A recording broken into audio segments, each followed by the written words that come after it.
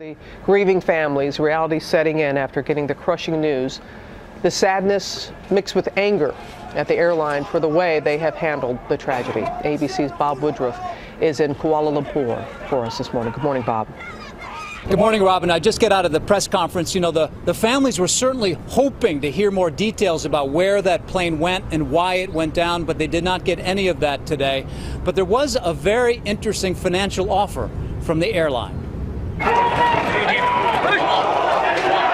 With anger still on the streets, Malaysia Airlines declared today that it will provide $5,000 to each of the victims' families.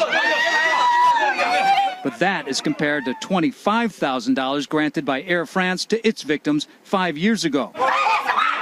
Malaysia Airlines is also criticized for telling the families about the tragedy simply through text messages just before the public announcement. Today, in Beijing, outside the hotel where families have lived for more than 2 weeks, protesters against the airline and its government. We just want the truth. And if you make a conclusion with no exact evidence, just from an analysis from the satellite data, why you make the conclusion? Outside the Malaysian embassy, relatives accuse them of being executioners. But in Kuala Lumpur, more prayers than protests. The family of Patrick Gomez, the chief steward on the flight, told me that they will continue to burn this candle so that his soul can find its way home. It brings us closure. If it's in the ocean, it's final, you know. He comes back in a different way, which is not what we want. Now, this morning in Malaysia, many of the towns and cities, they are flying their flags half-mast in respect for the families and the victims. Also, a very moving front page here in the newspaper in Kuala Lumpur. You can see the plane in the darkness. Good night, MH370. Robin, Josh. So hard to see. All right, Bob, thank you. We're going to bring in ABC News aviation consultant Colonel Stephen Ganyard. He's in Washington with us this morning. And Steve, is there anything that's been released or revealed that will help investigators with all these theories as to what actually happened?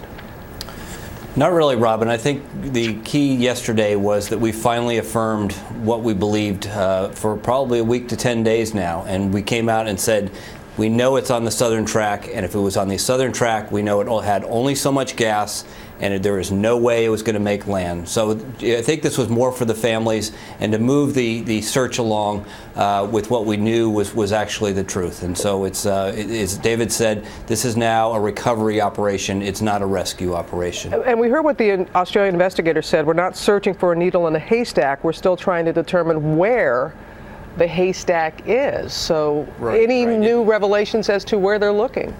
It's still brutal. I mean, if we put it into context, we've been talking about it for the past couple of weeks, we're still looking at areas the size of Alaska.